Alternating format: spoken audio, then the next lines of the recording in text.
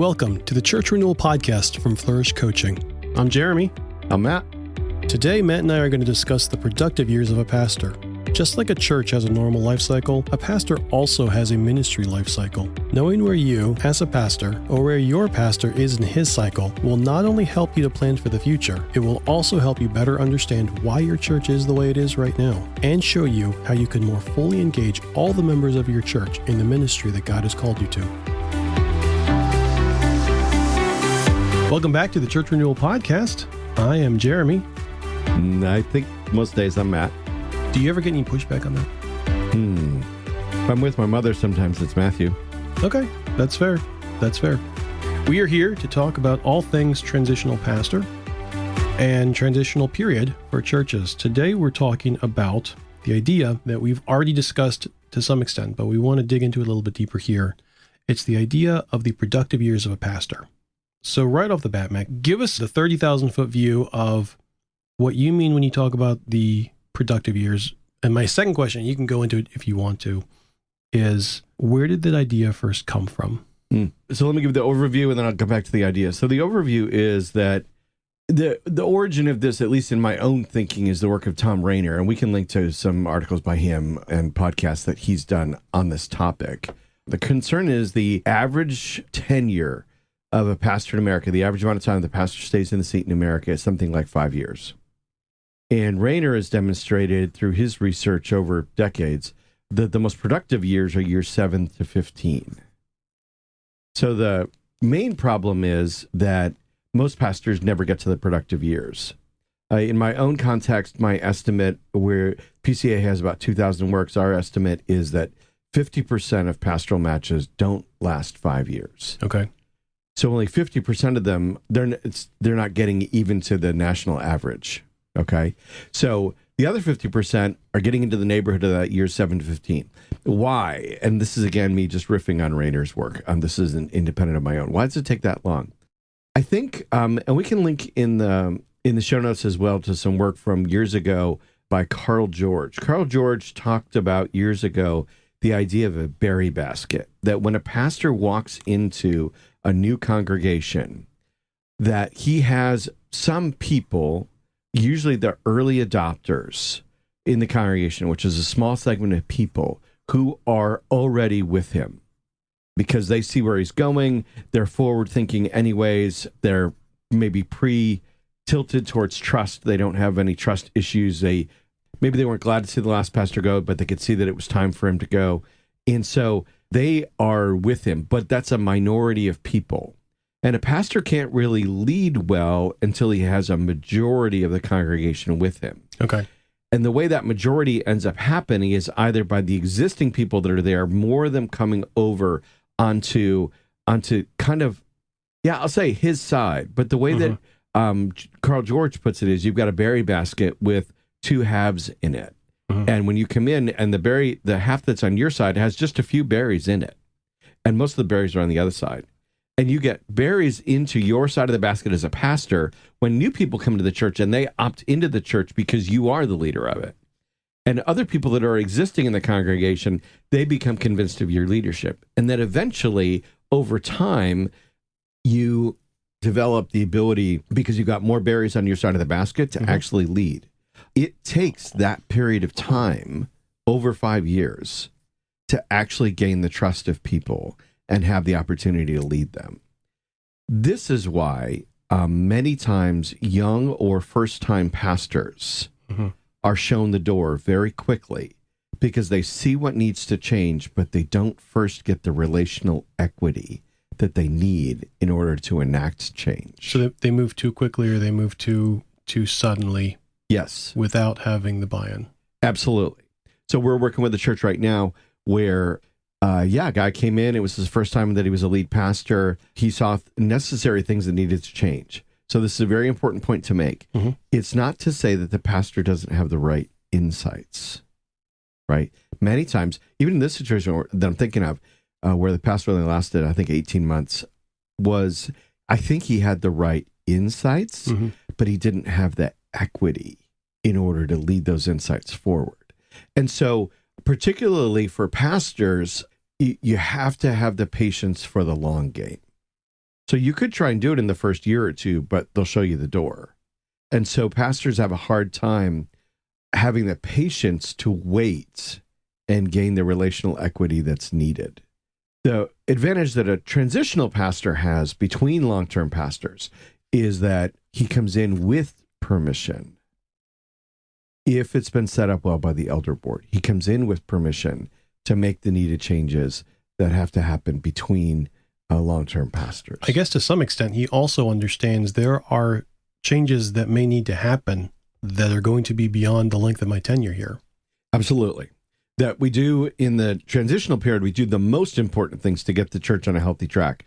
But there are more things that are left over. Mm-hmm. In a church health assessment report, we provide long-term recommendations, short-term, medium, short-term, and immediate. Mm-hmm. And those immediate ones are the ones that must be accomplished in the transitional period in order for the church to be in a healthier state when a new pastor comes. I'm totally off script here, but we're going to talk about coaching in future episodes. Yeah. As an organization, does Flourish work with the transitional pastor at that church for their specific game plan to say, hey, let's work through not just what this report says, but let's be reviewing how this is going and seeing how we can be effectively accomplishing the right tasks? Absolutely. Yeah, I think that's one of the most important things is that we're actually, I think all the major organizations that provide transitional pastors, us and IPM and Vital Church, we all provide coaching to our transitional pastors. So we provide them a process and we provide them coaching to help them stay on track and be wise as they go. Okay. All right. So why 7 to 15 years? Why are those the most productive years of a ministry? Well, because the pastor's got the relational equity to lead. He knows the people, he knows the environment, and he can actually, in that time period, revision the church and then lead that vision out productively. Right. So why 15? Well, think of it as a series of sevens, right? Okay. So in the first 7 years, you're able to revision and then be able to figure out, how to lead this forward. Right. Once you get to the next 7, which would be year 14, you're now at a spot where you're 14 years into a church. If things have developed, you have to continue to develop as a person, as a pastor, as a leader, as a preacher. Right. And the church needs to be, that's right, revisioned again. And so the question is, at that point, can the pastor reinvent himself, and can he help the church reinvent itself again? And some people are able to do that, and some people recognize, okay, it's probably time to bow out here. I've had a good run. And so there are pastors that can be productive past that point, but it's it's the end of that second cycle that tends to end the productivity of that pastor version 1, if that makes sense. Does that make sense to you, Jerry? That makes sense to me. The pushback I have to give to this is that I've known, and I'm sure you've known as well, many, many pastors who have served faithfully and well for 20, 30, 50 years right in the same pulpit. And even going back, we've got 2,000 years of church history where a single pastor gives 70% of his life to one church. Right. I know you've already said in the past, times have changed. Yeah. Is this as simple as times have changed, or is there more that goes into this particular dynamic? Yeah. So I would say there's a couple of factors that come in about why churches need to increase the rate of their adaptivity. Okay. So first of all, churches should adapt. If you look through the ministry of the Apostle Paul in the book of Acts, as he goes into different settings, he takes the same gospel message, but he adapts the door that he walks through with it, and even his own methodology, he adapts it for the audience that he's going to talk to, and basically what their background is ethnically and religiously. So if we look at our neighborhoods, I'll ask you, dear listener, look at your neighborhood. If you've been in your neighborhood for 15 years, has it changed? Most places, it's changed a lot, ethnically and religiously. And so we need to continue to adapt as missionaries to our context, to how the place where we are has changed. I think there's a second factor about why we need to increase the rate of the adaptivity of churches. If you've not picked up The Anxious Generation or Generations, so 2 more recent books that have both made the point that the defining factor that's going on societally, at least in the West, is the rate at which new technologies are introduced and embraced by people. It's changed the way that people interact. It's changed the way that people think. And so that means if the people are different, so I'm the same riff, if the people that we're trying to reach are different, and they are, because of the technologies that they're embracing, then we need to increase our adaptivity curve so that we can be positioned to reach them. So this question is going to possibly be meddling, but does the length of a tenure of a pastor have any kind of correlative indication towards the spiritual health of a church? Yes. So pastors that stay longer produce healthier churches. Churches that churn pastors. Is that past 15 years? It depends if they adapt or not. But certainly, churches that churn pastors end up immature and continue to have problems. So we've talked about pastoral churn in other places in this podcast season, but churches, because if you can't get there grow yourself and help the church give you the relational capital in order to lead, give you enough relational chips to lead with, then you don't ever get to lead, and the church never gets to actually learn and grow and change and become more like Jesus. It stays in a continuing immature state. It's Pete Scazzaro that talks about how there are some pastors who have not 40 years experience, but they have 40 experiences of the same year of experience. And I think that's it's the reason why I got into coaching pastors, particularly, is that there's nobody there in many pastors' lives to help them continue to develop and grow. There's nobody there to keep developing them. Pastoral coaching, in my mind, is more than, but not less than, the ongoing discipleship of the pastor. Okay. So I've heard a couple things. I've heard you say that the motor that runs a church is designed to move the entire church, not just burn out tires at the starting line. That's good. I've heard you say that if you have a church full of Labans, your first 7 years is going to get you lazy-eyed Leah. You'll get to Rachel after 7, and you might be working Rachel off if you keep on going. Yeah. But that's good. It could also be really good. Yeah. I think there's a lot to think about here. Because I don't personally know many people who go into the ministry and say, I think I'd like to be doing 5 years and then hop around. Most people that I graduated from seminary with were thinking, I'll have 1, maybe 2 calls. Right. And I'll get planted here. I will develop this congregation. I will watch them flourish. I will serve them faithfully and well. I'll hand this off, and God will continue leading this church once I'm gone. And I agree with that as an ideal. I think that is the desire that we all have. But we've talked now about both the church life cycle, and now we're talking about the pastoral life cycle. Yep. And whether or not this is a feature or a bug, right? I could definitely sit here and make an argument and say Western society has shifted from a family-based understanding of life to a community-based understanding of life to an organizational-based way of life.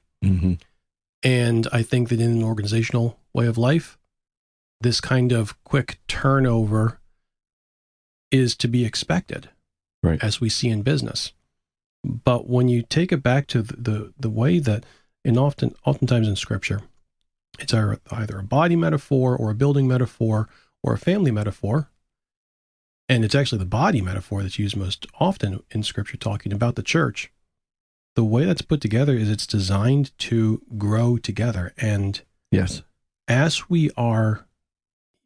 pastors are in the position of leadership, it's not enough to say, I have a direction that I believe God's calling us in, and I can take us there, and here's what there looks like. Rah, rah, rah. Right. Let's get buy-in. Let's go. Right? Right. It is also raising up the generation that's behind me so they don't need me. Mm-hmm. I mean, every pastor, like every good therapist, should be trying to work themselves out of a job. Yeah, developing people, right? Yes. Yeah, discipling people. I don't want my children living with me at 35 years old. Right. I want them to know how to do the dishes, how to clean up after themselves, how to take care of their bills, how to change their oil, and not be my responsibility any longer. And I want to be helping their kids learn how to do it. Yeah, yeah. I'm very challenged by, when you look at the ministry of the Apostle Paul in the book of Acts, he goes into a place and he raises up elders in 18 months, from unbelievers to elders in 18 months. Yep. And that feels unbelievably, staggeringly difficult to us. And yes, I'm not Pollyanna.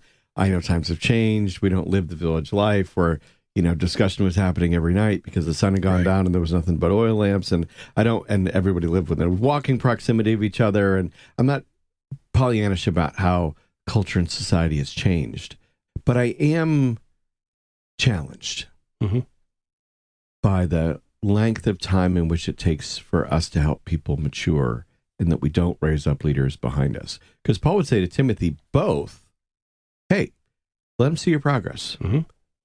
To lean into your own growth. And that's what I try and help pastors do. Lean into your own growth, because you could do more than 15, but only if you've reinvented yourself, so you can help the church reinvent itself again. But he would also say, Paul would also say to Timothy, hey, raise up the guy behind you. Yep. So that he raises up the guy behind him. It was a 3-generation view. It's just like Psalm 78 in the covenantal family. It's that in the covenantal family, the new people of God, right? And it's both. They're parallel there between Psalm 78 and 2 Timothy 2:2. And we need pastors that think that. You're welcome. We just got into covenantal theology. You thought it would take longer, but no, we got there. That's a good PCA way to go. I love it. I had a pastor friend who served, he's one of the guys who served faithfully for 50 plus years. Amen. And he used to say often, if you need to make a 90-degree turn, make 3 30-degree turns or 6 That's a good 15. line. Yeah. And he's a guy who exemplified the graciousness of Jesus and also knew where he was going, knew who he was called to be faithful to. So I think there's a lot here that the listener, whether a leader or a parishioner, can take from, be encouraged by, be challenged by, and hopefully we've made you think. If we have, we'd love to hear about it. Share this with a friend if you can. Let us know what your thoughts are. You can reach out to us. We'll talk to you soon. Thank you for listening to the Church Renewal Podcast from Flourish Coaching. Flourish exists to set ministry leaders free to be effective wherever God has called them. We believe that there is only one fully sufficient reason that this day dawned. Jesus is still gathering his people and using his church to do it. When pastors or churches feel stuck, our team of coaches refresh their hope in the gospel and help them clarify their strategy. If you have questions or a need, we'd love to hear from you. You can find us at flourishcoaching.org, or you can email info@flourishcoaching.org. You can also follow us on Facebook, Twitter, or YouTube. It would make our day if you would like or subscribe wherever you are listening. Please rate and review this podcast with your team, your friends, and anyone that this may help. A special thanks to Bay Ridge Christian Church for the use of their space to record today's episode. All music for this podcast has been licensed and was composed and created by artists. The Church Renewal Podcast was produced by me, Jeremy Seferati, in association with Flourish Coaching, with the goal of encouraging and equipping your church.